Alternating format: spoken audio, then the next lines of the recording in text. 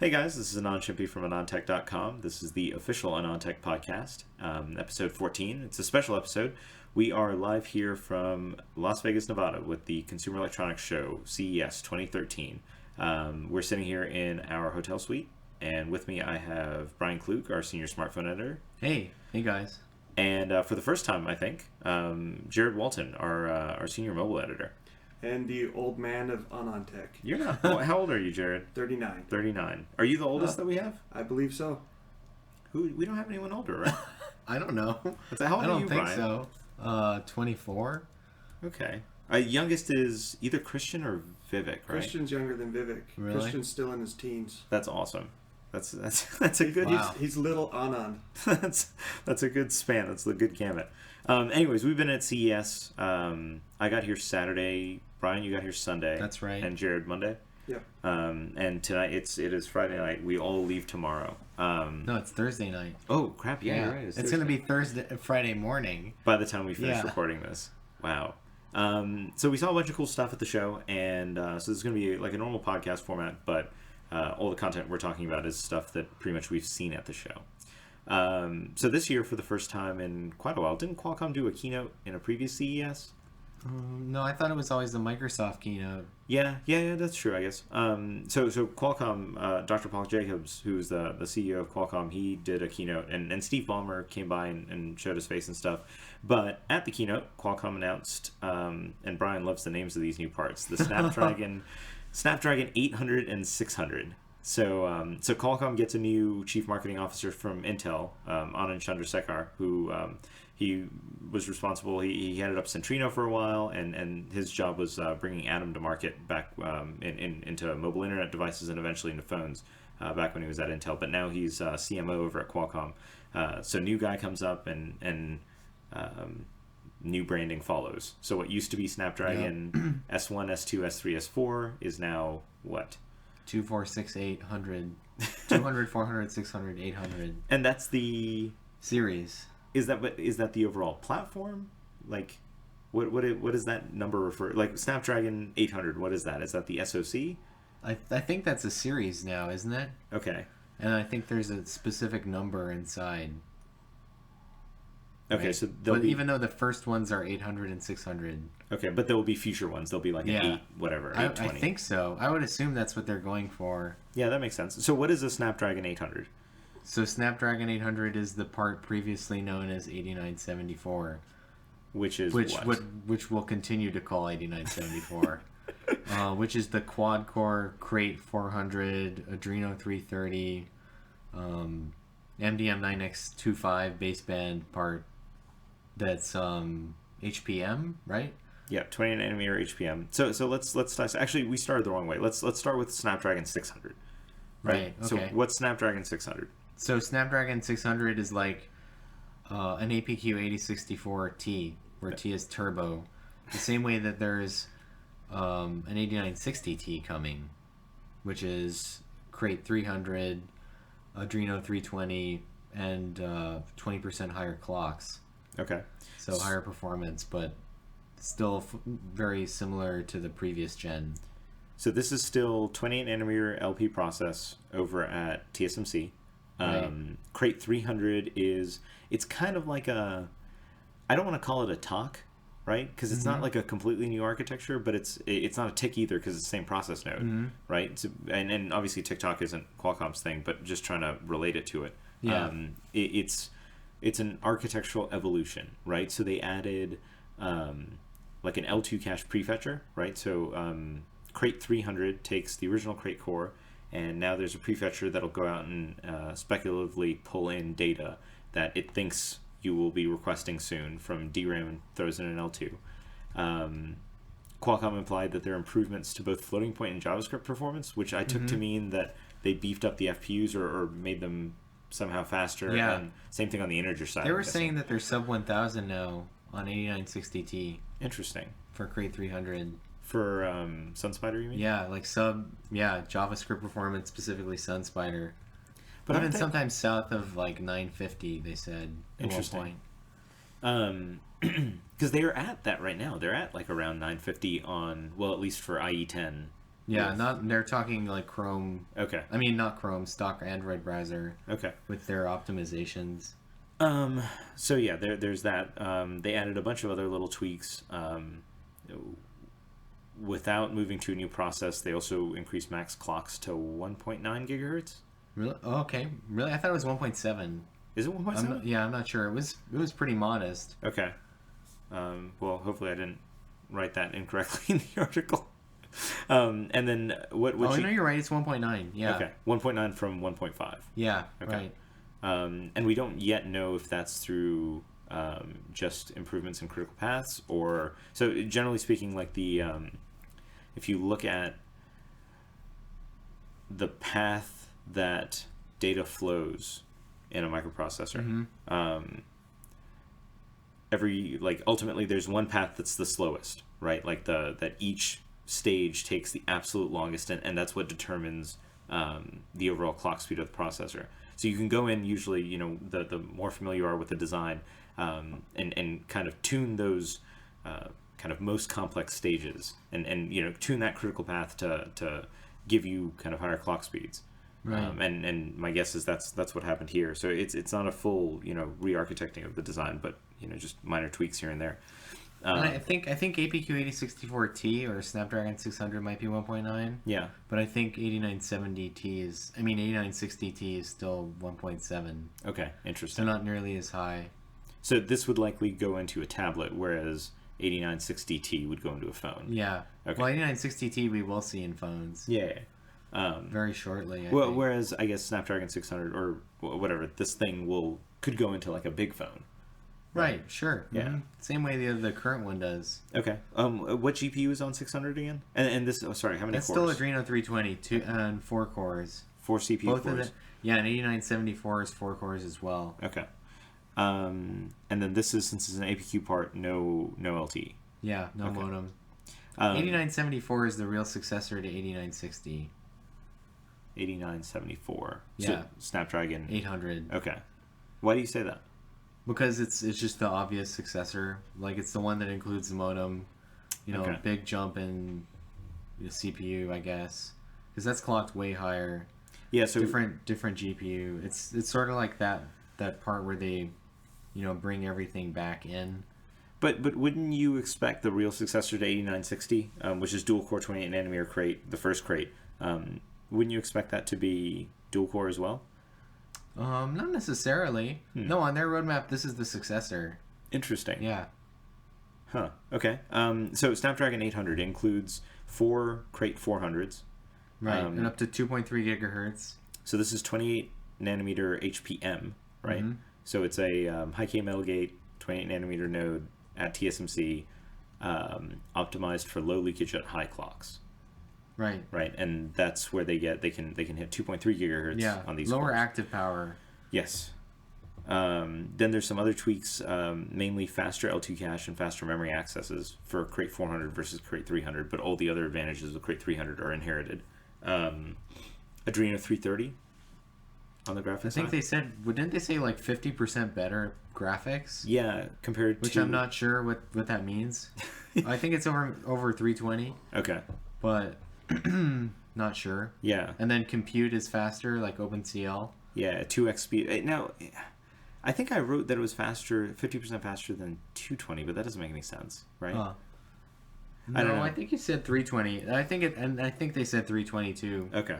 When I was on that call. Okay. And then this integrates their new LTE baseband. Right, like I said, it's the 9x25 IP block is in there now. Okay. And what does that give you? Release 10, category 4, so 150 megabits, and it can do aggregation. So all the features of 9x25 are in there. Okay.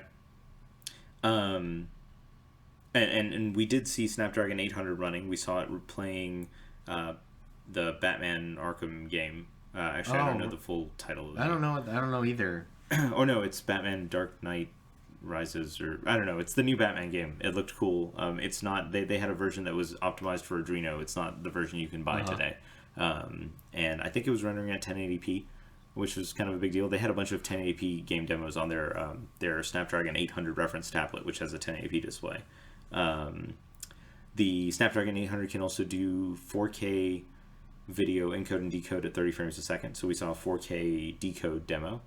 Right. Was there anything you saw? I saw 8974 doing 150 megabit LTE. Oh, nice. On Category 4, on a Band 4 LTE test network that they had set up. Okay. Just for the demo. So did they cable that up, or was that... No, that was live. Okay. Yeah. Cool.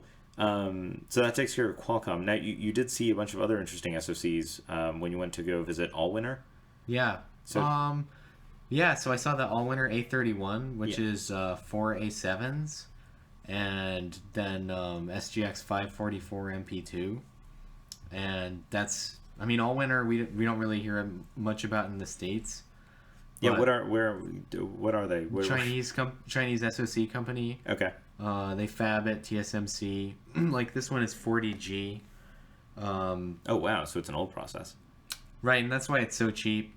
Like they traditionally have a huge presence in like the no brand, very low cost, brands you've never heard of. Yeah. Sort by price on Amazon, online, eBay, all that stuff. So they're big there. So this A31, 40 nanometer G, 4 A7s. 1.2 gigahertz. Okay. And they had a pretty cool device using this, right? Yeah, I didn't know they were already sampling. I saw the initial announcement about a month ago. Yeah.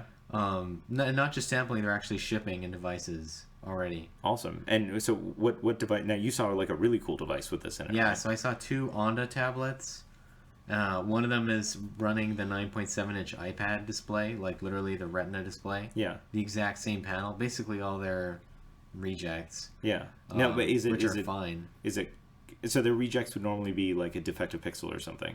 The ones that I saw, I didn't see any issues. Like they just didn't meet specs somehow. Interesting. So any ideas what they like? Was it a power consumption thing or maybe a latency thing? I have no idea. Probably they didn't meet some sort of color accuracy, maybe a hot pixel. Interesting.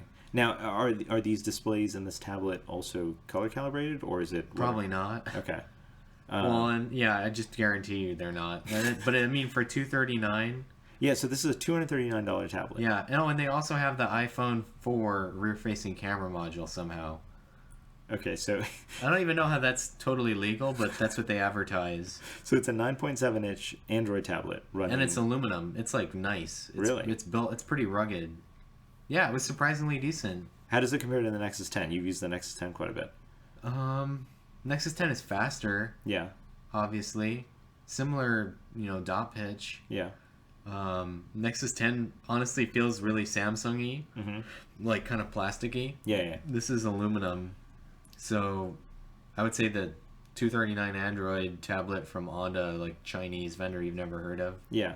Unless you know this market, probably feels better in the hand. Now, how do you spell the vendor? Like with ONDA. ONDA, and Onda. this is shipping now. Yeah, you can go buy it online right now. I put a link to their website in the article. That's awesome, and it's $239, 9.7-inch. What version of Android does it run? 4.1. Okay. Pretty sure. Now, how do 4 A7s feel on the tablet? Like, put it in perspective. What generation of Android device does that feel like? I don't know. It's not as smooth as others that I've used. It kind of chunked along a little bit at some points.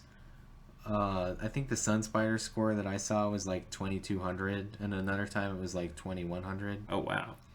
Yeah. Do you think that's an optimization That's kind of issue? single-threaded. Yeah, and plus they're low clocks. So anyways, the one to get is the smaller of the two tablets. So what's the They smaller had a one? $180 V812 Onda tablet, and that one is much more performant. It's 8-inch. It's an 8-inch tablet. What SoC is in it? Same A31.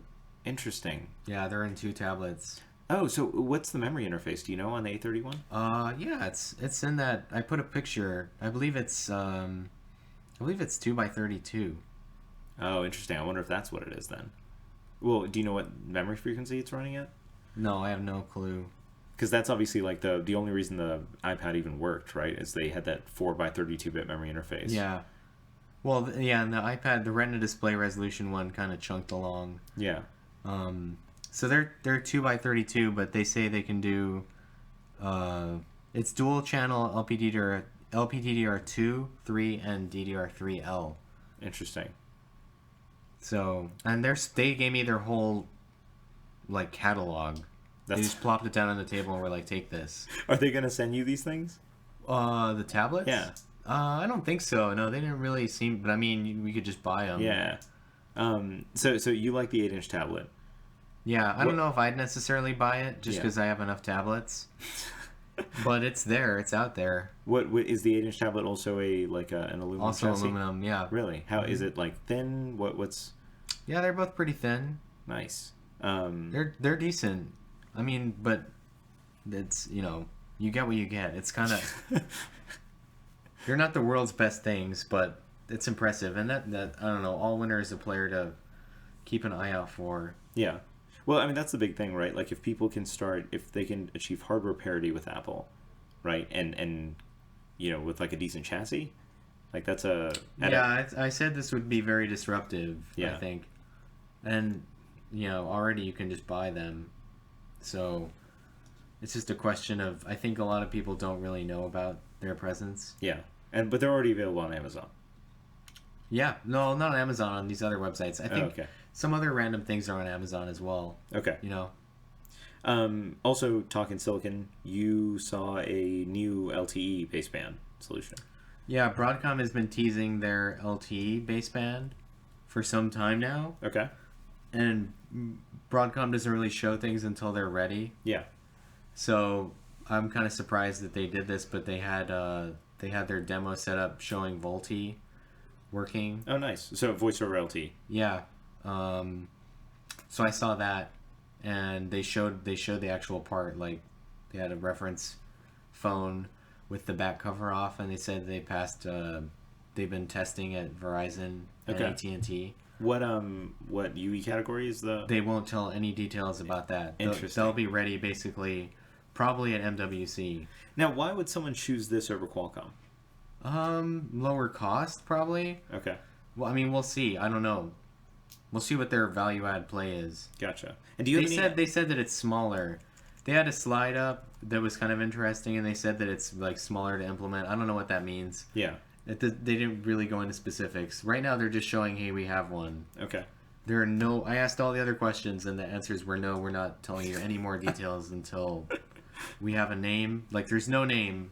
Yeah. It's just it exists, which everybody's kind of already known about. But there it is. And if they're saying it's VoLTE, they already told you it's at least release 9. Okay.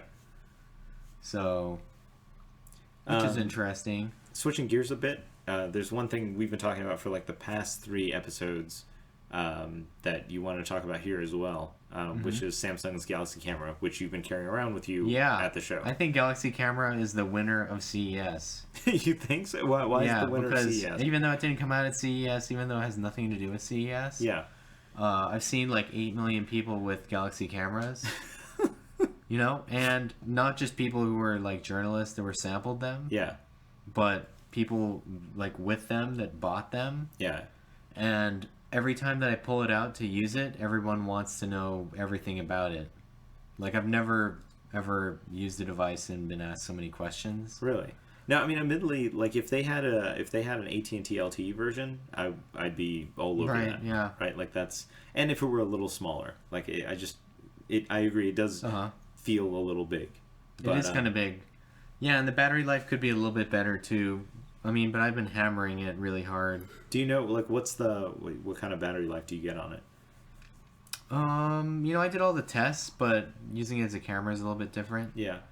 And if you had to the other problem is that Wi-Fi's on, and it's kind of like trying to upload to Dropbox. Yeah. All the time. I mean, I made it through today, but just barely, and then it died. Yeah. But I was shooting lots of videos and taking lots of pictures. Interesting. But you can get through one day. It's just you need to plug it in, and it'll do its little standby thing where it turns itself off. Yeah. And that's how they try to, get it into the place where it's almost like a normal point and shoot. Yeah. With like infinite standby time. But, it's great. I think it's awesome. I like Galaxy Camera quite a lot. Nice. No, and again, I've like all the other Android phones that I've seen are nowhere near as good. Like the Android Polaroid cameras. Yeah, cameras that run Android.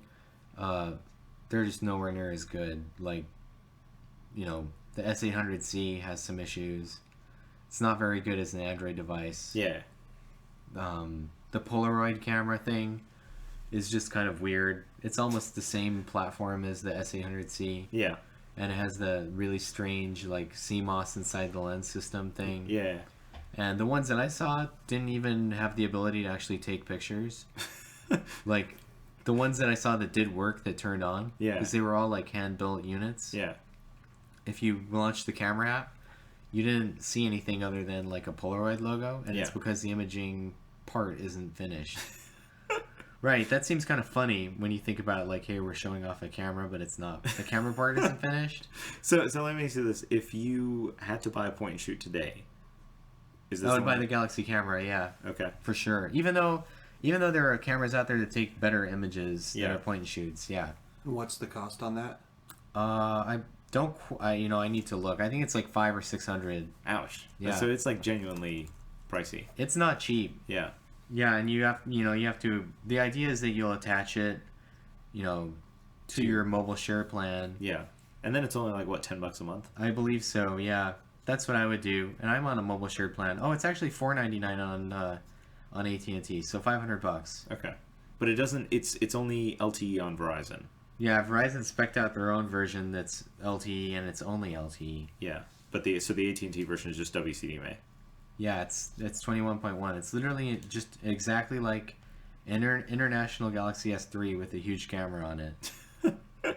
That's awesome. Yeah, no, it's one thing that whenever I see it, like, I really want to buy it, but it's not quite perfect, but No, it isn't perfect, but it's, on the other hand, it's so much better than the other ones out there. Yeah. So this is, if you want to buy an Android camera, this is the one to buy. If you want to buy point and shoot, this is still the one out to buy. there. Or but I don't know. For me, if I want to buy a point and shoot, like, I'm gonna buy this. Okay. But if you're shopping in a different price band, then It depends on what you want. Yeah. Connected camera is definitely the future, though. Yes, I agree. I agree with that. How long until you think SLRs get there? DSLRs. I mean, who knows? Nikon You think drags their feet. Really? The other players drag their feet too. Like Any Canon. chance of Samsung? Who's gonna? Yeah, I don't know. I think it's anybody's guess. I'm not holding my breath. I don't think that's gonna go this way. Yeah. Okay, so next on the list of things Brian found cool was something called EMBMS. Right. So I found EMBMS is kind of cool. The LTE broadcast specification. Yeah. But what's more interesting is that Verizon had their Band 4 assets lit up here. Okay. So AWS LTE was live. What devices can use that? Just like the Tab 10. None of those devices could attach, though. Oh, really? To this. Yeah, this was only for testing. Interesting. And it was only for this demo. Okay. And what and is it like, are they limited by firmware? Like, how would they eventually attach to it? they have to spec out new devices and, really? and enable it. Yeah. Okay. There's only like one or two, and they're not really very public either. Okay. It's the it's their new, the Samsung tablet. I forgot the name of it. What is it? The Galaxy Note 10.1? Or the Galaxy Tab 2 10.1? Or I've lost track of Samsung's tablet names. Yeah. Like, it's just totally beyond me. But it's You whatever know the it's bad newest when tablet. something's Yeah, beyond it's like, Brian. I know it's like the Tab 10.1 2, Okay. or whatever that is. The newest tablet that they have, just, it has AWS LTE in it somewhere. Okay. But you're saying that... But it wasn't attached to it. It's only for it's Galaxy Note 10.1. That's what it is. Okay. The LTE version of the Galaxy Note 10.1. On Verizon. Okay. Yeah, has Band 4 LTE. Okay. But I guarantee you that wasn't attached to it. Okay. But whenever... no other devices that are out there on Verizon can do it. Okay. But when Verizon does light that up and make it public, then the Galaxy Note 10.1 will be able to do it. Okay. Got it. And anything else that they, like, this next year, they'll be doing that. Okay. And then what does that mean for Verizon consumers? Right. More capacity. Okay. But AWS isn't... There's no real benefit to being on that frequency, right? Like, you actually want to be on the 700 megahertz band? No, it does not necessarily. There are better propagation characteristics on 700. Yeah. But in environments like this, you really want more attenuation sometimes. Yeah. So you have smaller cells. There are different ways to leverage it. 700 could be like indoors. Yeah. 2100 AWS would be like outdoors. Interesting. You know, And do you know how Verizon's going to be using it? they're just gonna turn it on, Just- like yeah, and then you get pushed over to what you get pushed over. Interesting. So each tower will just do both. No, each radio head does its own band, Okay. and then you need to deploy all new radio heads to do AWS. Okay. And those radio heads would be on the same structures, physical structures that the 700 megahertz radio heads are On on? the same towers, but then you have to deploy all new antennas on the top, Okay. which sucks. But Wait, why yeah. does that suck? because that means you have to go out and physically like get people out at cell sites doing things. Okay. Like AT&T has, for the most part, already deployed dual band antennas, Okay. so they just need to wire them up. Okay. And when is AT&T doing this? Probably this year, I think. Okay. I don't want to say for sure, Okay. No, but that's fine. this year I would say. I mean, there's already some markets with AWS LTE on AT&T supposedly. Yeah. Like I believe, what is it? It's Oklahoma City, I think. Oh, really? Yeah, there's somewhere. It was rumored. Somebody drove out and it wasn't there. I was highly skeptical. We'll see. Eventually, it'll happen. Okay.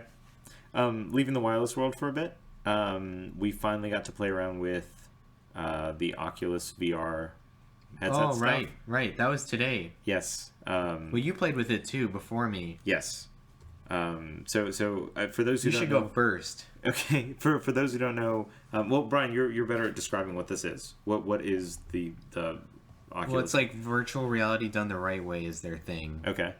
and the like non-gimmicky kind of sense. Yes. So the story is like the short story. I met the founder of this company. So this kid, he's like 16 and he got really into like VR headsets and he ended up buying just everything that's on the market. And I think he said he had at one point like 43 of these things. And he was just like tinkering with them and hacking with them and just he wasn't pleased with any of them. And eventually like he just wanted to build his own. And I guess, you know, it attracted a lot of attention. He ended up getting, like, there's a management team involved. Like, this is a legitimate company now. You know, they did a run of dev kits on Kickstarter, which will be shipping soon here. And now you can, like, pre-order the dev kits on their website and stuff like that. So it's I thought the thing was he emailed Carmack or something on a forum that's or true. something, and then he was like, I'm gonna, you know, talk more about this, and somehow that turned into like we're gonna make this a big thing. Yeah, so I think Carmack messaged him because Carmack was also doing this. Okay. Or he was also really interested in it. Yeah. And so then Carmack got really into it, and the whole idea is that like this is really the future of like immersion, at least in the gaming space. This is like a new level of immersive gaming. Exactly. So the demos they had here, I got to see two demos. You put these are dev kits, all right. So like the consumer product is it's over a year away from launching. This is purely the first samples, the things that people pre-order on Kickstarter. This is all just for developers. Well, the version that we played with isn't even what they're gonna get. Yeah, that's true. This is like pre that. Yeah. So they had them. I guess they had them both at like one of the pre-CES events, and they were just doing briefings here. But you strap on these goggles, and they have a like a big LCD. How big is it in this one? Like 5 inches or something? Yeah, 5 inches. And the dev kit will have a 7-inch LCD, and it's got like two little lenses, and the display is divided in half, so you kind of get forced stereoscopic 3D, right? Is that accurate? Yeah. Yeah. Well, so by split in half, there are just two images. Yes. One for the left eye, one for the right eye. Correct. It's not physically cut in half. It's the same. Yeah. I think some people were confused about this too. Yeah. He was telling me that people were saying that it has two displays. No, yeah, it's just single one panel. display. Yeah. So this one I think is a 720p display, but obviously future versions they're looking at. The difficulty here is they have to get an off-the-shelf display, right? They're not going to be able to ship enough units to get kind of like a custom tailored display to them yet. Yeah, of whatever size and res they want. Yeah, so that's one of the early limitations here. But the goal is that if enough people see this, develop good content around it, and kind of eventually like build a real proof of concept that this is going to work, they can go and get a good display panel vendor to kind of get on board here. So do you look straight at the display, or is there like some lenses to like? There are lenses. Yeah. Okay. There's two eyepieces, and they're interchangeable. So you can adjust it so that you get the right stereoscopic view. You actually adjust the position of your face, right? Yeah. So like it's kind of like ski goggles almost, right? Yeah. It like blocks out all additional light, and it's got like a strap that snaps around the back of your head. So you put it on and you kind of move it up and down, and you look straight forward and just wait until everything's like move it up and down until everything's in focus, and that's when you strap it in. And does that make sense? Yeah, it's not like the 3D glasses you wear when you're watching like a movie or something. Yeah. Like it's a display that's in front of your face. And so the other neat It's for thing they're like virtual reality goggles. yeah. But I mean, like people's eyes aren't set the same distance apart, right? So when you you don't look at it, you want to be looking at the center of the screen. So it's not like you can adjust how far apart they are at this point. Like move them left and right. Yeah. They're fixed. But the exit, like the circles were big enough, the diameter was big enough. And so once you kind of put this thing on you, they were using the Epic Citadel demo, which it was that kind of medieval themed demo that came out on the iPhone way back when. iPad. Yeah.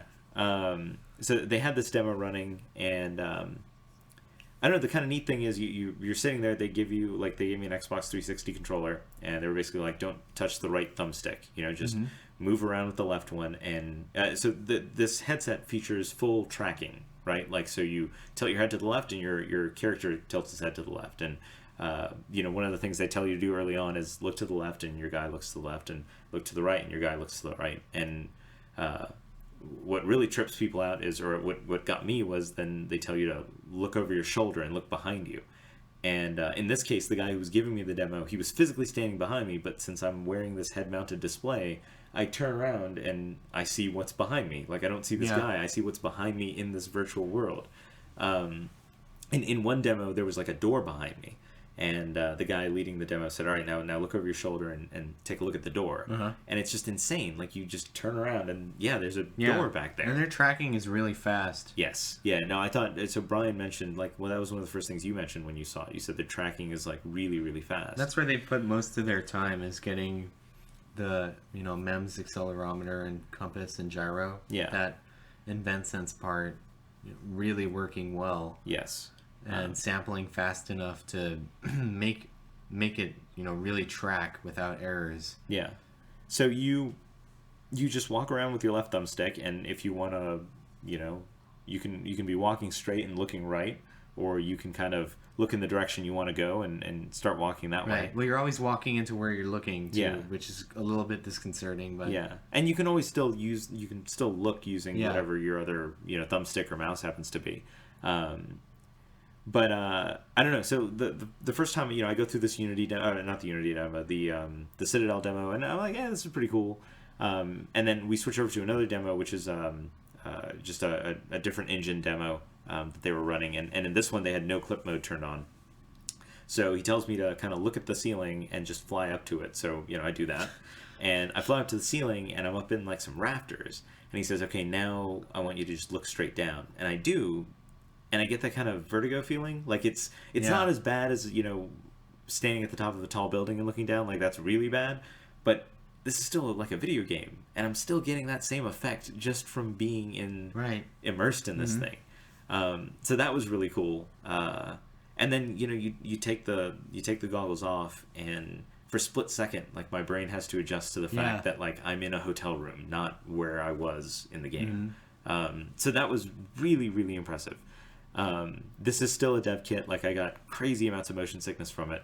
And that's mostly, there are two sources of lag primarily in this. The display latency, which we already talked about. They have to use off-the-shelf displays for now, which is why this is a dev kit.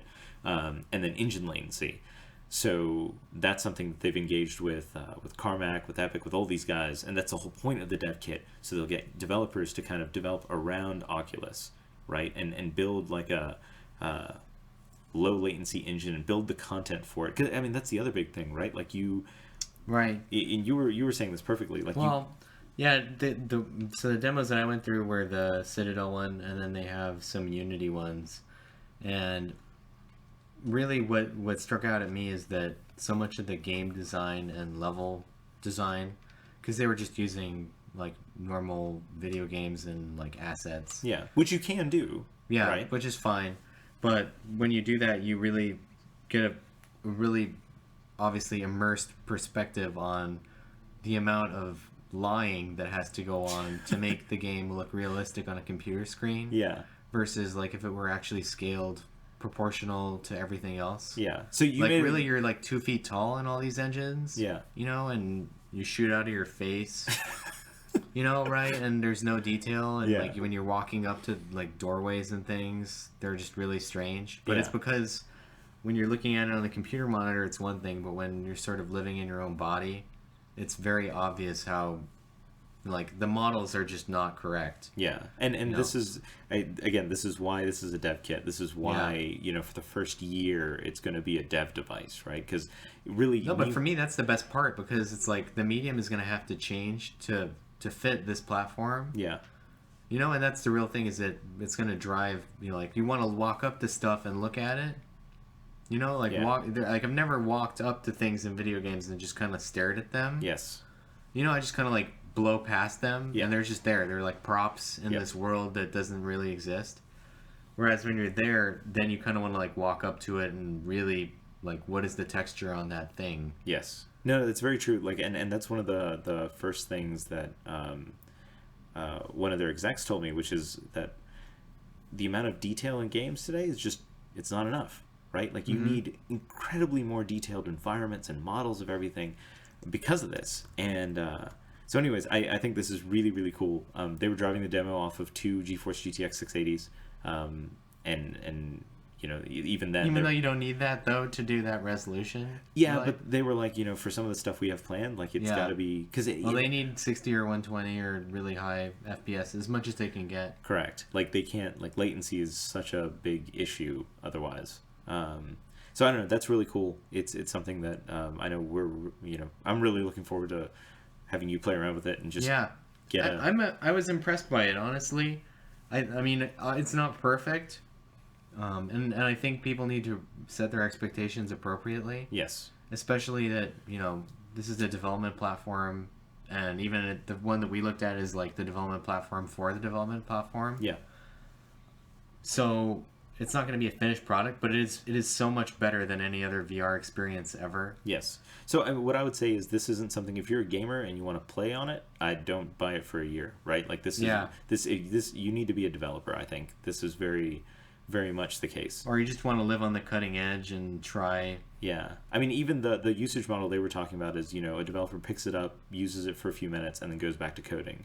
Yeah. Right? And then picks it up, looks at what he did, and then goes back to coding. Yeah. I mean, even the stuff they had to really tweak all the engines that they showed off. Yeah. All like even things like menus. Yeah, no, that's big. Okay, so anyways, that's really cool, and something I'm looking forward to, I guess, over the next couple of years here. Just I don't know. I'm really everybody. I know you're really big on the holodeck. This is like the obvious first step to it. Yes, I agree with that completely. I think this is like you get this right, and I can now see a clear path to holodeck. Right? Like it's that part just is amazing to me, because then you can deal with the walking thing, right? Like you can.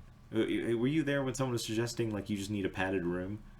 Right? Yeah. Like that's it's again clear path to the holodeck once you get this part right? Like then the rest starts. I don't know. It starts falling into place. One other thing, and Jason Inafuentes from our team brought this up. He texted me as he was at the airport, and he was like, one of the demos at Qualcomm was this DTS Headphones X demo, which is... I haven't done that. Yeah, so it's pretty cool. They built a little theater, right, in the middle of the show floor, and it was a 7.1 DTS surround setup, and they had the volume turned up decently high, and like the bass was rumbling and stuff. And they had this like $100 pair of Sennheiser over-the-ear headphones, or I guess on-ear headphones. So they do like the 7.1 test, just the 7.1 test where it's, you have front left, then front right, then center. Is it like the Microsoft Windows, like left channel, right channel? It's Have you better done than that. one? No, Okay. I know it's better than that, but it's basically that, right? Okay. And you feel it, like everything's vibrating, like you hear it, like it's it's very loud, it's very present. And then they repeat the same thing, and they tell you to put these headphones on, and I swear it sounds identical. Like it sounds maybe a little quieter, right? But it sounds like those speakers are still on. Like I can still I feel the vibration in like the bass. And then they say, okay, Feel the bass. yeah. Then they say, okay. Then they drop the bass. Then they tell you to, we're gonna do that one more time, but now take the headphones on and off during it. And it turns out that second time that they're doing it, like it's all being simulated virtually by like the DTS processing on the DSP of the Snapdragon 800. So you start thinking about mixing like positional accuracy with audio, right, in virtual surround and all that stuff with this type of a headset, and again, clear path to holodeck. So that's really cool. Right. Just don't get addicted to it, like Barclay. Yeah, don't get addicted to it. Jared, I want to ask you about some of the stuff you saw here. Did you meet with Crucial Micron? Yes, I did. So what did they have? They made a big announcement here. Yeah, so there were two things they were announcing, and the first was they had a working demo of DDR4 going on. Okay. So what platform was that? So that's kind of they called it the Frankenstein box. They're like, they would not answer any questions about it. Interesting. I'm like, so is this like a special version of Ivy Bridge, or is this like a future platform that's not yet ready for public consumption? Like we can't say anything Neither about that. of those. And the box was like totally locked up and everything. All you could see was like the DDR4 DIMM sitting out there. And was it a PC? Like, was it running Windows? Yeah, it was a PC running Windows. I think it was even Windows XP. I could be wrong on that. But no, that would make sense. Like, it had like the little bouncing balls demo going around just to show that it was actually doing something. Interesting. If it's it's when you bring up a new microprocessor, you usually bring it up like on whatever the simplest OS is that you can, just so you can get your software tools like up and running or whatever. So if it is something that's like a future generation chip, Yeah. What was it brought up on? I don't know. They wouldn't say. XP. Oh, it's on okay. XP.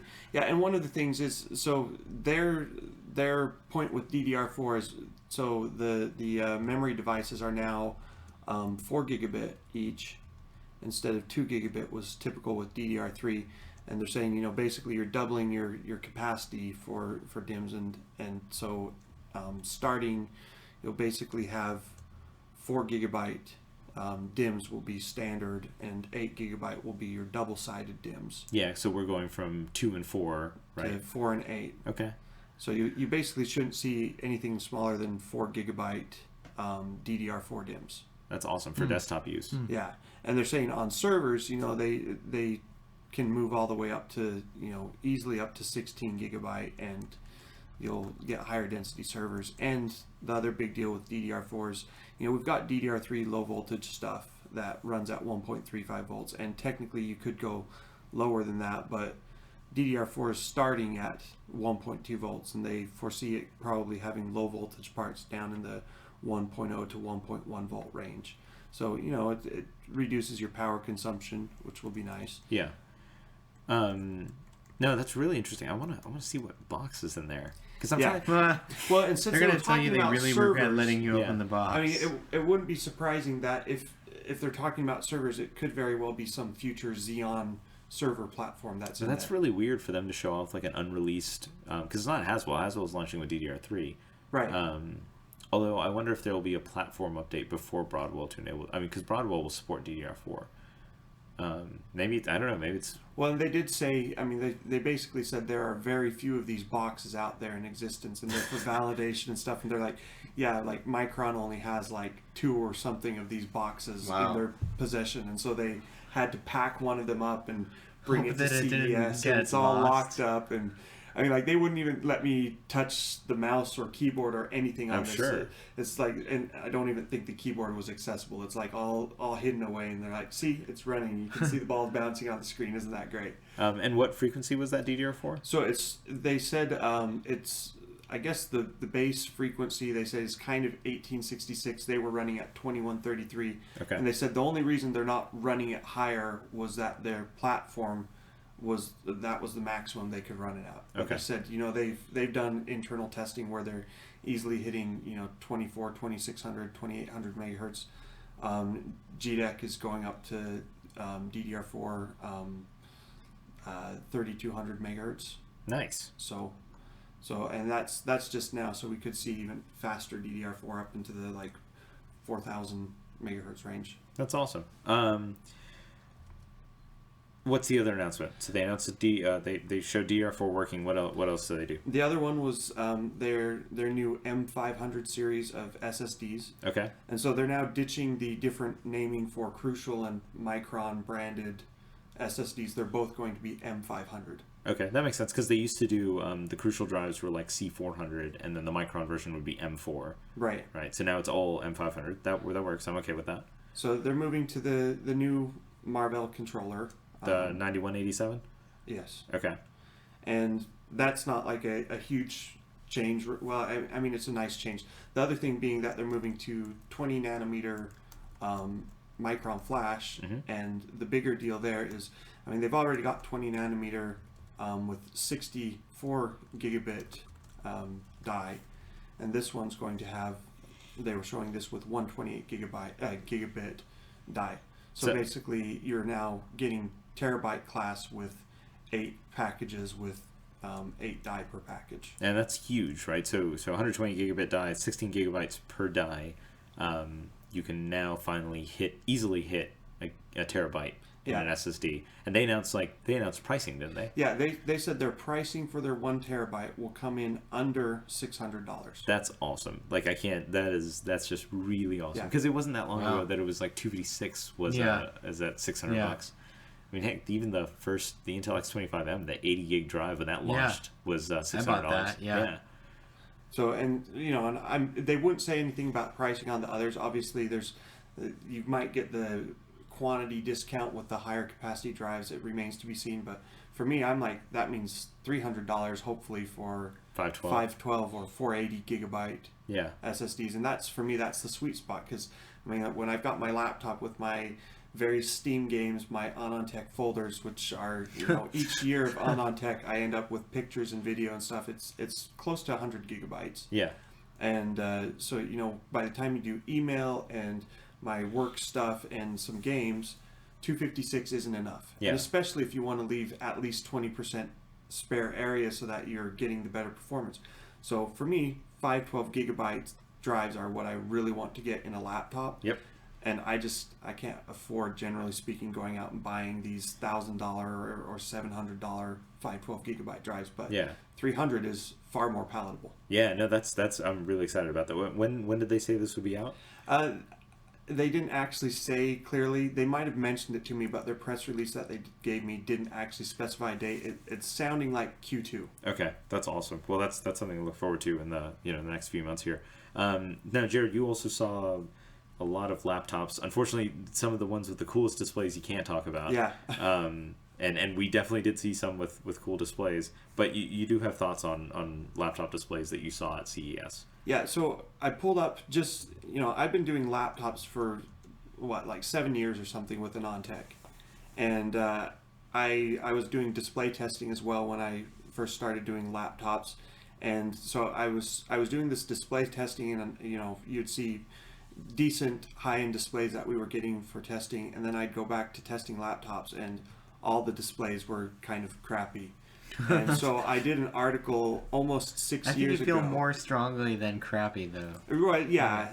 I just watch my language to be nice. So I did an article like nearly 6 years ago called Road Warriors Deserve Better, and I basically tested like 5 laptops that I had that were relatively high-end laptops, and I showed how their colors and their quality and their brightness and all these features, all these aspects were basically junk. Yeah. And I said, it's really sad that our displays are this poor on laptops. And little did I know at the time, but other than getting brighter over the coming years, and that was mostly thanks to the move to LED backlighting, a lot of things almost got worse. No, it's been a race to the bottom. Yeah, everyone's, it's like we got to cut our price by 5-10% per year. Yep. And in order to do that, the quality's dropping, and you compound that annually for 7 years, and now it actually, you used to see a lot more 16:10 aspect ratio displays with 1920 by 1200 available, and now it's like everything is 16:9, so you got a smaller display, which was a little cheaper for them to make, and their contrast has, almost all of the consumer laptop displays are like 250 to 1 contrast. And it's pathetic. Wow, 250 to 1? Yeah. They're really bad. 250 to 1 is the higher ones. And the nicer displays are 750 to 1, which is all right, but it's not stellar. It's not 800. And then you throw in the colors, and it's like, you got professional displays on mobile workstations, and they charge you $600 to upgrade to a professional display. Yeah. And it's just a joke. And those will give you good colors and all these features. And then you take just like the one step down, it's like you're at 65% color gamut. Your average delta E without calibration is like greater than 10. And Wow. Your contrast, if you're lucky, is greater than 500 to 1. But for consumers, you're getting 1366 by 768. And I've been dying inside for years and crying about this. And manufacturers tell me, no one cares about displays. And I told them, market it, make it a point. Yeah. Stop telling them about how, hey, we got a little bit faster processor. Say, hey, look, we've got a better display. And lo and behold, Apple comes out with a Retina display. And they did exactly what I've been telling for years. Say, hey, you got to market your displays and make people care about your displays. They don't know they should care. Yeah. And now everyone's like, oh my gosh, have you seen the tablet displays? Have you seen the Retina display? And so now people are getting excited. And this CES was the first time where last CES, I think I saw 2 laptops with IPS displays. Yeah. One was the Lenovo X220, something like that. And the other was Sony Vaio SE. And I was like, great, we've got 2 I think HP NV15 also had an IPS. This one, I would say, for the higher quality laptops, we were probably looking at maybe a quarter of them had IPS displays, which was huge for me. I'm like, oh my gosh, we're actually getting IPS finally. And it's not that IPS is the best thing ever, but TN just sucks. Yeah. And it's very noticeable, and even though it's not 100% of them, at least now you have options. Right, and so even more important, I went by Intel's booth, and I put up a post about this in our pipeline, but I snapped pictures of all the Ultrabooks they had, just looking at the Touch Ultrabooks. And so there were convertibles and Touch Ultrabooks, and there were about 12 of them. And I think half of them had 1080p displays. And of the 1080p displays, I think all but one of them were wide viewing angle. Okay. So, that's, we're batting nearly 500 for IPS displays and Ultrabooks. And Ultrabooks are being this, for the most part, they're premium quality, premium laptops. And so, you can't push a premium quality device with a budget quality display. Yes. So I just never understand that, since that's what you're looking at all the time. Yeah. For me, when I'm using my laptop, there's the 2 most important things are the display, because you're looking at it constantly, and the keyboard and touchpad, because that's the other thing that you interface with. And it's like, who cares whether your processor is faster or you've got good graphics? If your display is painful to look at and it's painful to type on, you're like, well, why am I using this? Obviously I write for a living, so keyboard matters more to me than it does for others. But even so, it's like, it shouldn't be this hard to make a decent keyboard. Yeah. But it's amazing how many people still get that wrong in that race to the bottom. Yeah, and it's frustrating.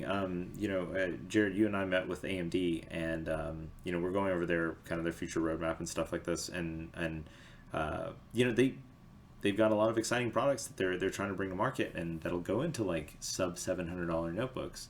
And I had to stop him during the meeting, and I was like, it doesn't matter if you have a GPU performance advantage over Intel. It doesn't even matter if you have a good CPU.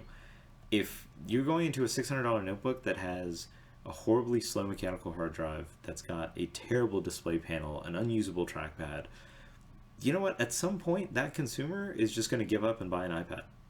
And that's what's been happening, right? Or they're going to give up and they're just going to buy a Mac. And I don't know, it's really frustrating to me because I don't want that to be the solution. And speaking they're with forcing it to be. Yeah, and speaking with AMD, they are also frustrated, right? Because this isn't how the PC industry was built. It wasn't built on these companies forcing their partners to do a better job at building these chassis. But I mean, that's where it's going. So AMD's solution to the problem is they're going to build better reference platforms and say, look, this is what the reference platform is, and maybe you can try and rise up to the challenge. I know Intel's taking a much more hands-on approach with their OEMs. We saw that this last round with the Acer S7, the Acer W510, and the Acer W700. But even then, it's not perfect. And I think even Intel realizes that they need to go in now and finish, that kind of the equivalent of the last mile of the device now. It's sad that it's gotten to this, but I mean, I feel like if this doesn't get fixed in the next 1 to 2 generations max, then these guys are just going to lose all of their I guess users who matter, right? Yeah, there's a ton of budget laptop buyers, and right now I don't think a lot of people can live running just an iPad 4. But an iPad 5 is going to be a little bit faster and a little bit better, and an iPad 6 is if you can give me a good keyboard docking solution with an iPad 6 that folds up, like the Asus Transformer type mechanics, is you'll get 10 hours plus battery life, you'll get a great experience, you'll get locked into the Apple ecosystem, and you will never go back to running Windows. And my mom, my siblings, at $500-600, they could totally do that and never miss Windows again. Yeah, and I think, I mean, this is what a lot of what we've been doing when we talk to the OEMs at these shows, and not even just the OEMs, but also the component vendors. So I was speaking with a fairly popular SSD manufacturer, and I was explaining to them that, look, you can't deliver an inconsistent performance when it comes to your value SSDs, because again, it's going to end up in a notebook, and it has to go head to head with Apple shipping an awesome Samsung drive in their notebooks, and if they get fed up with your drive or your notebook, they're just never going to buy it again. You've lost them, right? They're never coming back. I mean, you think about it, how many times if a particular product pisses you off, or a particular brand pisses you off, you don't keep going back. You're not going to reward it. No, it's done. So we've really been stressing this, especially at this show, to every piece of the chain. And I don't know, let's hope some good comes from it. And if you want to take another subject that matters to people with these things, I mean, I can't tell you how many times friends or family come to me with malware, but they never come when they've got a tablet with malware. Yeah. So, I mean, that's just one more reason for them to be looking elsewhere. So don't give them anything more to push them away. Yeah. No, that's very true. They come and they have pop-ups everywhere. Yeah. Or is that just because it's after the holidays and you have to deal with that? Oh. No, but I mean, the funny thing is, pornography is one of the big ones for malware, and everyone's, oh yeah, well, they must have been surfing porn, right? No, these are they've got 12-year-old kids who hop online, and they're like, hey, I want to play free Minecraft. Yeah. Boom, they just got a virus. No, so I do have a friend, and it's all porn with him. It's just I can't every single time. Dude, he needs to use a VM. No, incognito mode. No, he doesn't understand the computer stuff too well. Me and one of my friends. He doesn't understand the computer stuff too well. He's your friend. No, we'll give him a we used to build him a computer every year, right? We build him a computer, nice. and I mean not a 3-way GTX 680 or something, but build him a computer and send him the parts or whatever, and usually within 3 months, right? He's like, oh, my computer doesn't work right, and we would go. He doesn't live in the same state, so we'd go out to him, and you get on the computer and there's just tons of porn everywhere, and I'm like, what are you doing, dude? And I'm just downloading everything. And I try to explain to him that those sites he visits, they're not just there just because he likes porn. Uh-huh. Like they're getting something out of this in exchange. Oh, duh. Yeah. And I remember the eventually we graduated to the point where like we just started giving him old laptops, like really old laptops. He doesn't really care about performance, but you know, he just wants to surf the web, right? So we started giving him really old laptops. I remember we drove over there one day and we give him the laptop and we're like, dude, this works perfectly fine, okay? Just don't watch porn on it. Like, just don't. Just quit. You don't have to do that. And he's like, okay, I won't. And literally the next morning, he's like, my computer doesn't work right.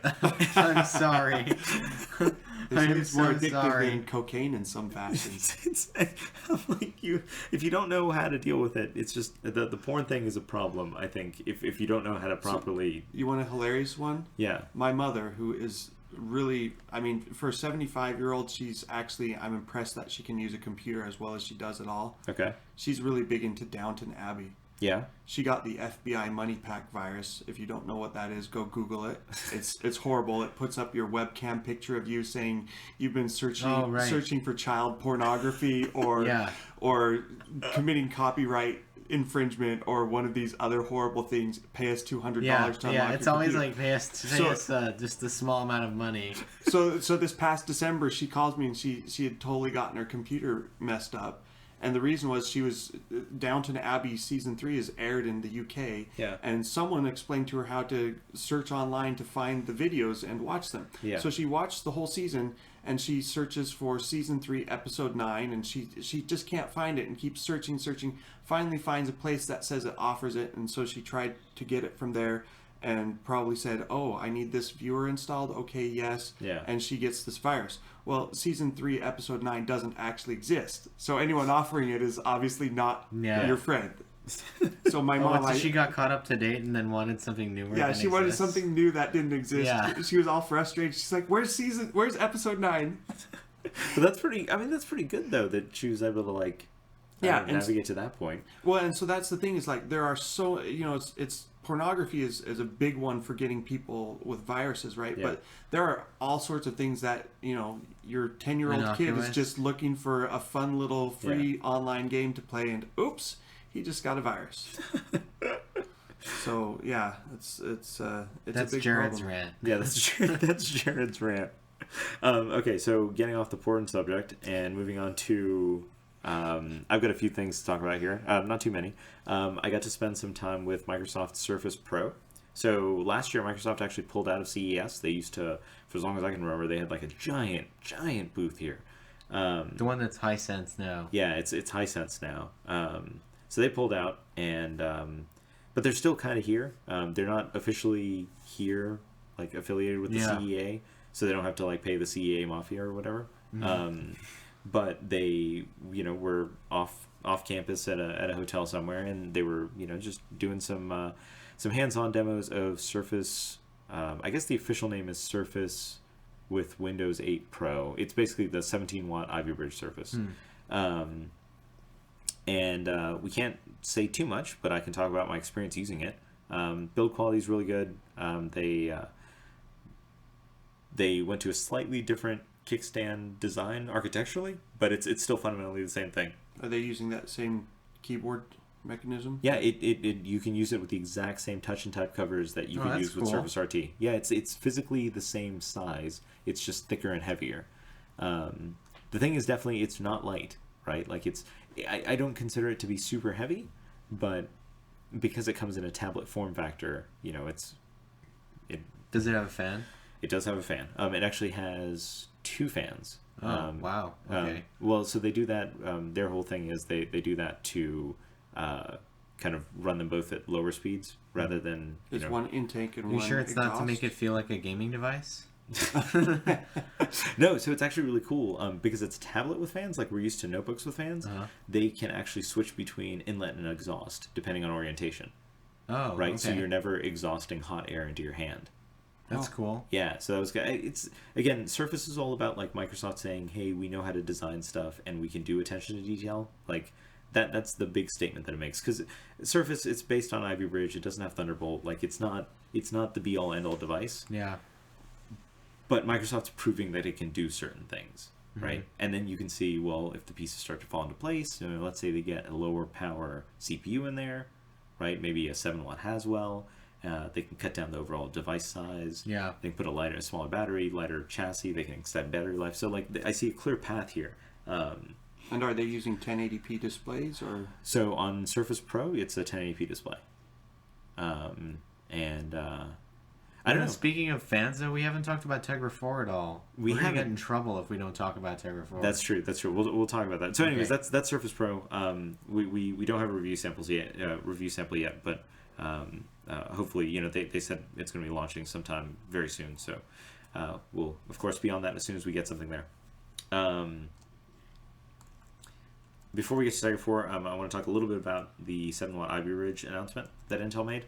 So at its at its press event at CES, Kirk Skaugen over at Intel announced, unexpectedly or expectedly, depending on how much you've been reading between the lines as to what's been going on, that they're pulling in a sub 10-watt Ivy Bridge SKU, and they called it a 7-watt Ivy Bridge SKU. Now, these are the Y series SKUs, so there'll be like a Pentium version, a Core i3, i5, and i7, and the Core ones, you'll just have a Y at the end of it, like you would have a K or an S otherwise. And the Y implies a 7-watt rating.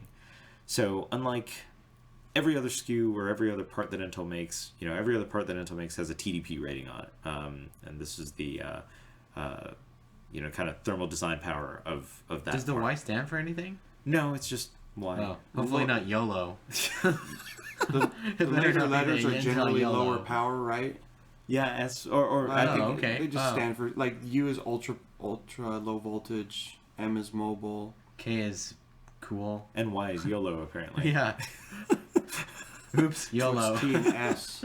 Sorry to derail that.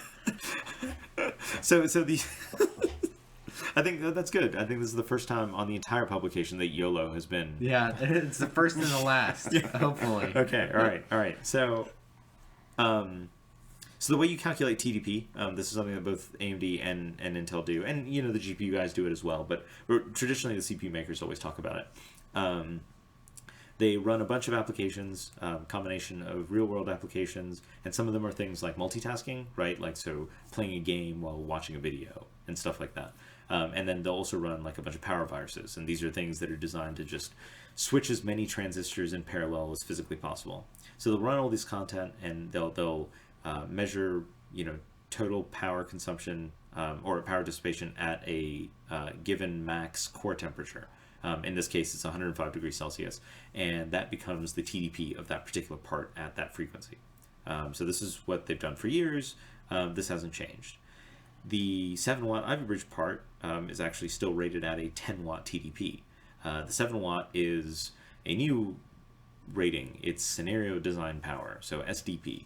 And the idea is that for a lot of these tablet applications that you're not running power viruses, you're not running all this other stuff, they're not gonna ever get to 10 watts.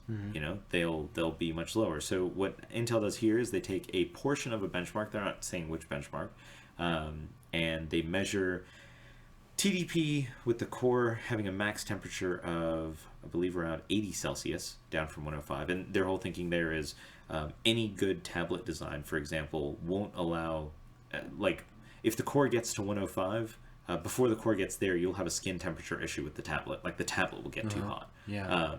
So they're thinking that, in these types of devices, 80 degrees Celsius core temperature is the max, and this is the TDP that you get running this portion of a workload. Yeah. And it is a CPU and GPU mixed workload, so it's both ramping up together. And that's where the 7 watts come from. And what they do to validate the kind of accuracy of that 7 watts is that they then run a bunch of what Intel uses is kind of common tablet workloads on it, and they make sure that average power, because it'll thanks to turbo boost and stuff like that, it'll still peak up above 7 watts, but the average power over a thermally significant period of time should be 7 watts or less. And that's what they do. They run these applications, these tablet workloads, things like browsing the web, email, watching videos, multitasking even there, even playing games. They run these things as long as they're below 7 watts. then at that frequency, the CPU is rated at a 7-watt scenario design power. Mm-hmm. So that's that. Those are the facts. It's a bit hypocritical on Intel's side because I'm pretty sure it kind of poked fun at AMD when AMD did something similar like this in the server space with Barcelona and ACP, which was, AMD's way of saying, hey, our parts don't actually use this much power in most situations. So there seems to be a bit of, hey, you're doing the same exact thing. Yeah. But beyond that, it's difficult to get too upset with Intel because these ratings only really matter to the OEM, right? Like it's their guidance for the OEM. And Intel's new, and obviously Intel's motivated to like get into the tablet market. The PC notebook market is not doing so well right now, right? And Ultrabooks are one way of solving that, but another thing is Intel needs to get into a tablet, and without a Nexus device win and without an iPad win, they have to rely on these kind of core-based, Windows tablets or even out-of-base tablets. So obviously showing lower numbers and driving that down more aggressively hopefully gets them into more of these Windows 8 tablets and gets there sooner. But a different rating doesn't really change. I mean, the OEM knows what the OEM is going to build. And the ARM guys don't really publicly specify a TDP. So it's... I'm not really. I get the uproar. I get the the concern that anytime someone changes the way they're reporting something, like it's immediately like red flags go off, and but I'm not sure that this is the biggest issue in the world. The interesting thing is Ivy Bridge at 7 watts, if that's indeed average power. If we compare to the data we got on Nexus 10, for example, CPU. In a lot of those workloads, the average power looked more like 4 watts, right? And peak looked more like 8 watts. So, and this would be a rough comparison, but it would almost be like the SDP over there is 4 watts, and the TDP would be 8. I don't know that it's necessarily that sophisticated versus just thermal throttling, which is what's going on there. But that would be kind of the comparison of putting this in perspective. Then the only other Intel news I had here is Intel did do a demo of Haswell GT3E, which is the highest performing, today we have HD 4000, HD 2500. Yeah. This is like the big Haswell GPU. And the lowercase e means it has the embedded DRAM, which is somewhere sub $100 adder onto the cost of Haswell that gives it just super fast local DRAM, on package. So they did a little Dirt 3 1080p high quality no AA GPU demo comparing Haswell. This was a mobile customer reference board, so it's like a mobile motherboard.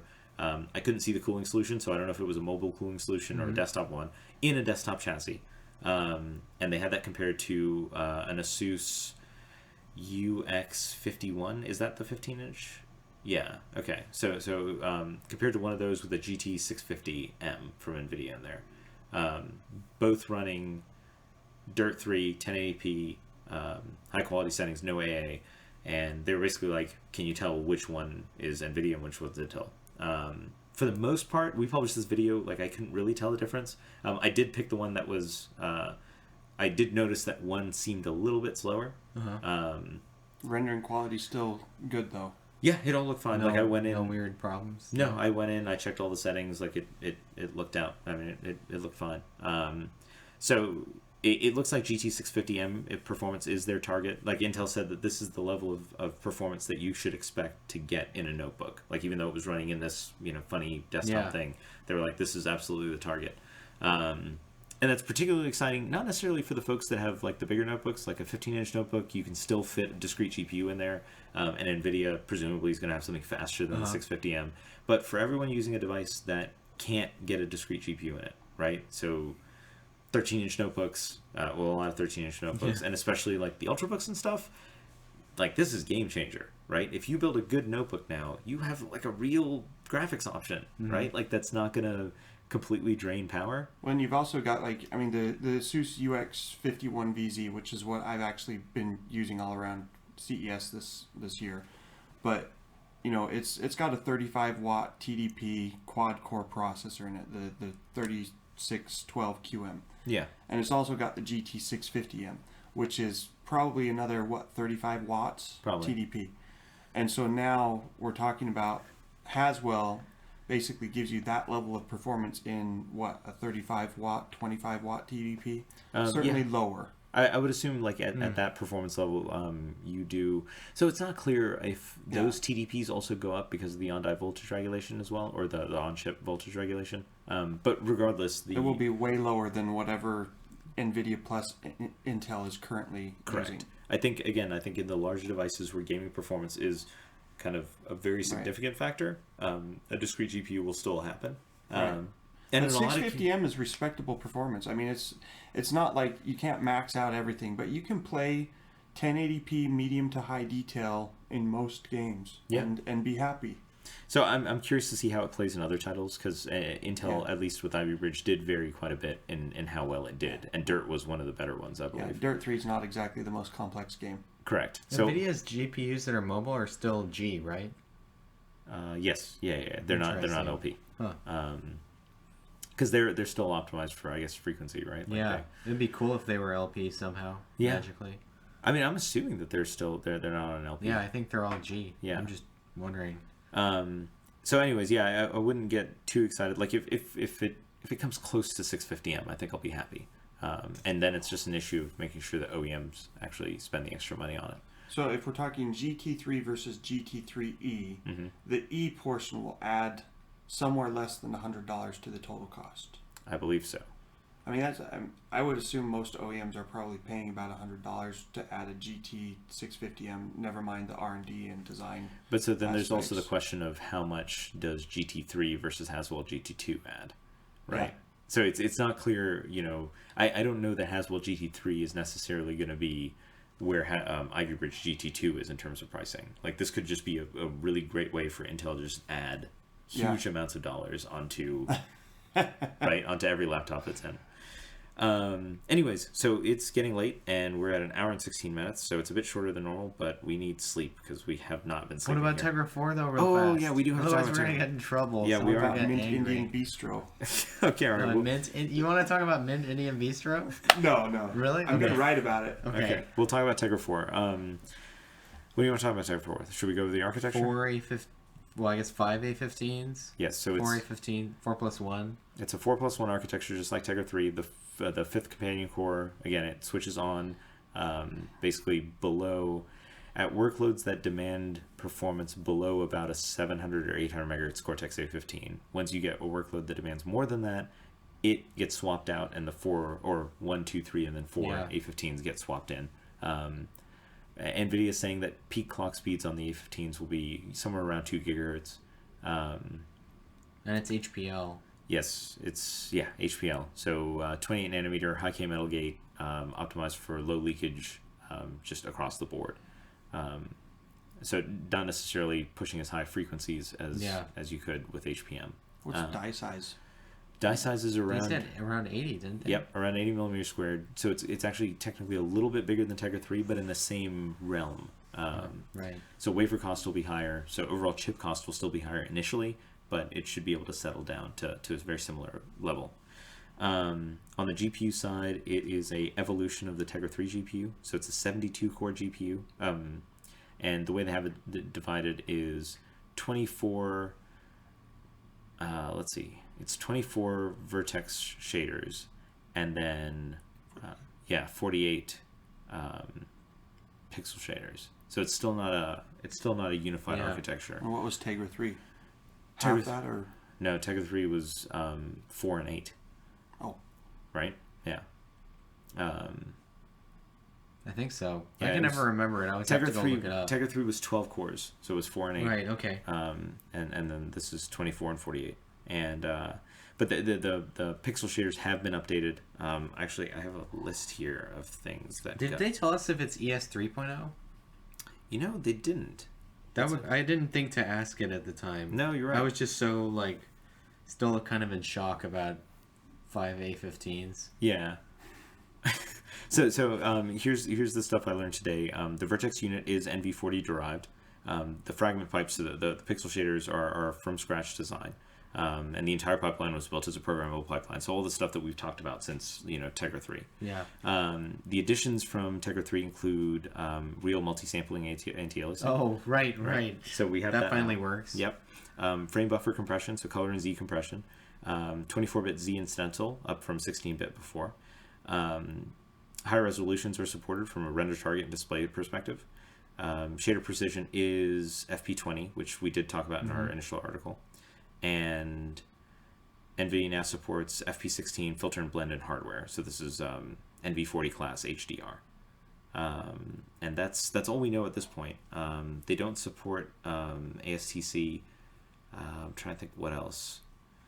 They are saying that it's up to about 100 gigaflops total on the GPU side, but they're not telling us clocks yet, and I haven't worked out the math yet.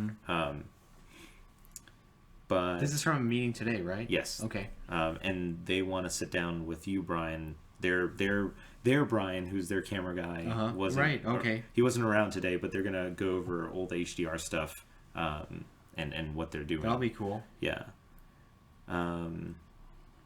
So I mean, what they were saying that was different is that their sensors, their sensor basically dumps directly into main memory, and then the ISP, GPU, and CPU all access it from there, versus at least what they painted everyone else's pipeline is, it goes from sensor to ISP to memory, and then other post-processing can be done. That's true.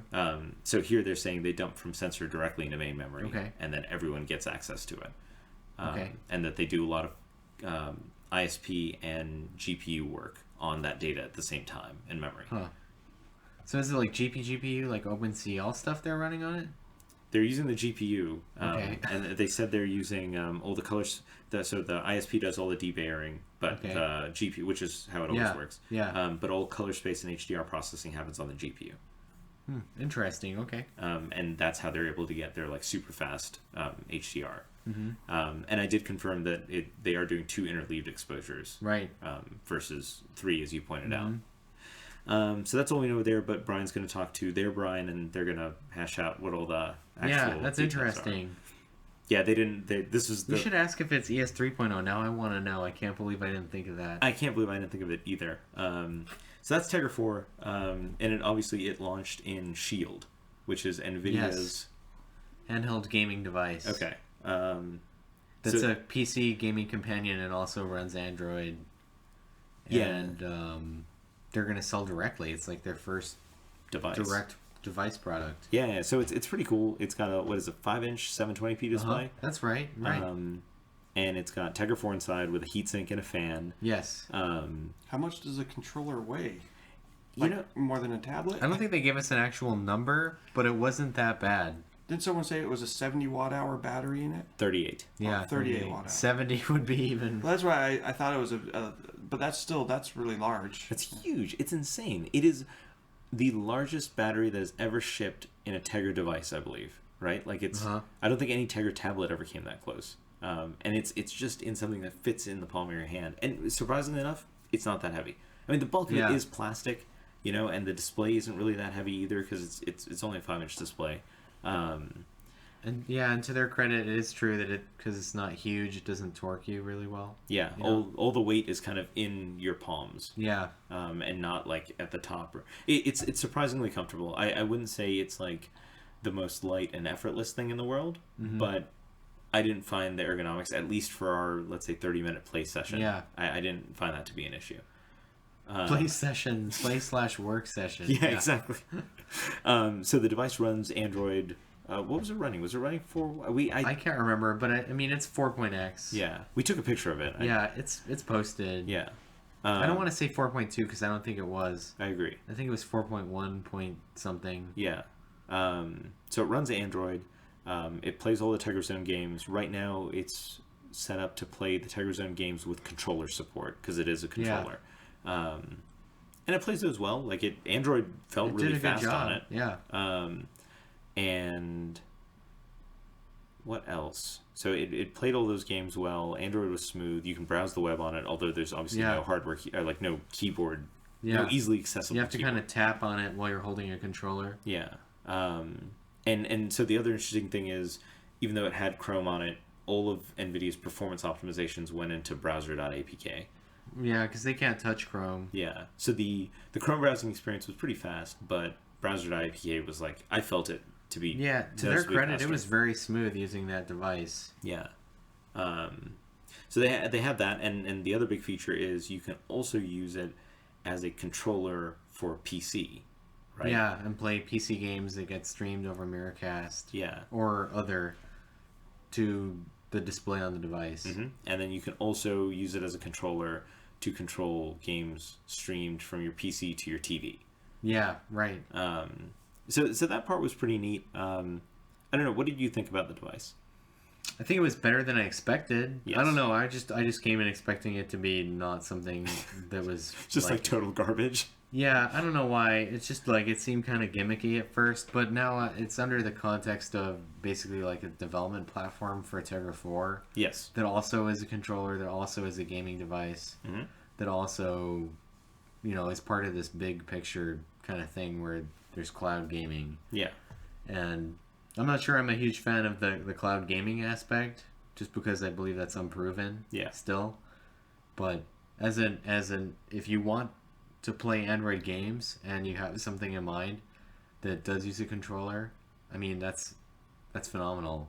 It's also kind of neat, and I don't know how many people want to do this, but if you want to play your PC games Right on the way, yeah, like on a couch, it does work. Like I said, I've said it a million times. I think the display needs to be bigger and higher res. Yes, I agree with that. Because some things are difficult to see on it. Right, and especially the PC assets that are just small. Yeah. Just get it to work with Oculus. Yeah. Oh, that's true. Well, that would be interesting. Yeah. Huh. Well, NVIDIA is working with the Oculus guys. No, I don't know. It was kind of neat. So NVIDIA, when we finished meeting with them, they were like, okay, so what would you think about this? What are your feelings? And my response was kind of this: I don't have a place for it in my life. Like I don't need quite this. Yet. Yeah, and I upon seeing it, I didn't immediately want it. Now, admittedly, part of that depends on the price, right? Mm-hmm. They price it low enough, and I'll take it. It's Tegra 4. But I don't immediately want it, and I don't see a purpose for it in my life. But to NVIDIA's credit, I really believe in the idea of an open console, right? Yeah.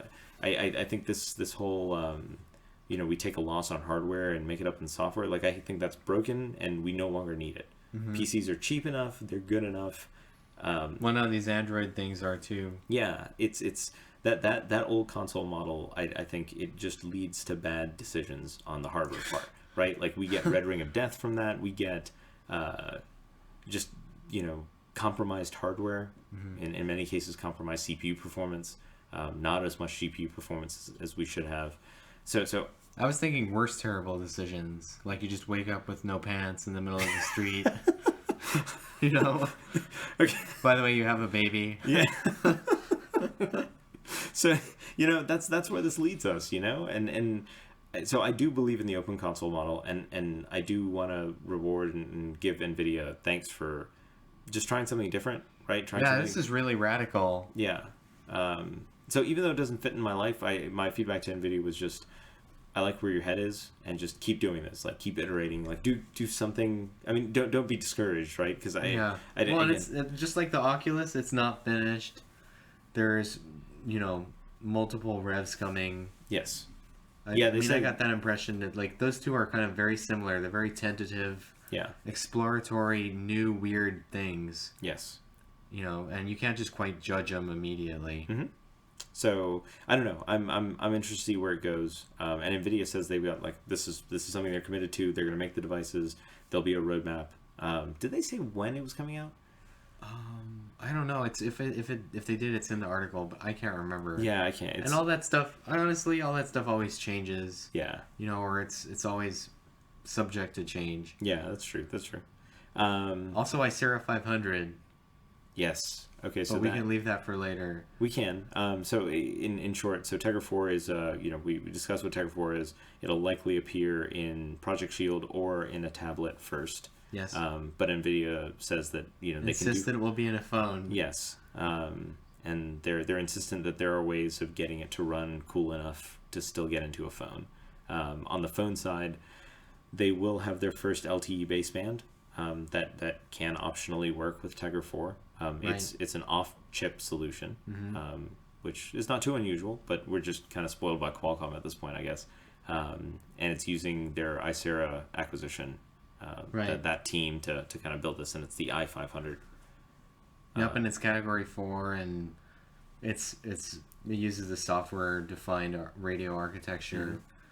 And which you're always saying that a lot of other people use that as well. It's very buzzwordy. Yeah, you kind of hear that, and you have to kind of ask because nothing is pure SDR. Yeah. Nothing is pure, burned out to ASIC, like sort of hard radio. Yeah. So to me, that's just it's very buzzwordy. I would love to know what parts of everything are HDR and what parts are SDR. Yeah. Even obviously Qualcomm is not all SDR. They're partly SDR. Yeah. This is fairly common. Well, it's a lot like the early days of the GPU, right? Where it was fully programmable versus fixed function. Exactly. Same thing here, and there are trade-offs involved with both. Mm-hmm. So they've kind of they've done an excellent job marketing that this is something very revolutionary. Yeah. And I think it's cool. Well, and I guess the difference between the GPU and having a software-defined radio is you only have to worry about one developer with a software-defined radio, right? Like NVIDIA just has to develop the stack properly, and then who cares? Yeah. Well, the nice thing is you can push upgrades to it and updates and fix problems and even give better performance later on. Yeah, because I think you were saying that it would launch at UE Category 3, and then they would later update to 4. Yeah. And some of the older Icera products did stuff like that. Oh, yeah? Yeah, pre-acquisition, I believe. So that's not altogether uncommon. In fact, even Intel did that with one of their devices, like the Optimus 3D. Oh, yeah? That one went from one HSPA plus category, one HSDPA category to another one. Oh, interesting. Like they enabled 64 QAM. It went from 14.4 to 21. Interesting. So sometimes that happens. Well, I hope, you kind of wrote about this when you did the Qualcomm modems piece, that, we're pushing for more information disclosure from these guys. Yeah. And, this is the exact type of thing that we're talking about. And we, you don't get to see it on the site, but a lot of what we do at these shows isn't just report on this stuff, but we're also working behind the scenes to kind of get these disclosures made. Yeah. Right? So if you look at the level of detail, take Qualcomm, for example, 3 years ago was when we first had our meetings asking for more detail on crate architecture and kind of what's coming. Not just crate, at the time it was Scorpion. But it took us 3 years to get to where we are today and being able to kind of know as much as we do. And it's still not all that much. Yes. But this is kind of what happens at a lot of these shows for us. It's just doing a lot of the heavy lifting behind the scenes to be able to kind of report in the manner that we do. That combined with just running around the show floor a lot and taking pictures. Non-stop. Yeah. Okay. All right. So we covered Tegra 4. And with that, we're going to call it a night. So thank you all for listening. And we will be back hopefully in a couple days here. And then we'll do another podcast from our normal locations.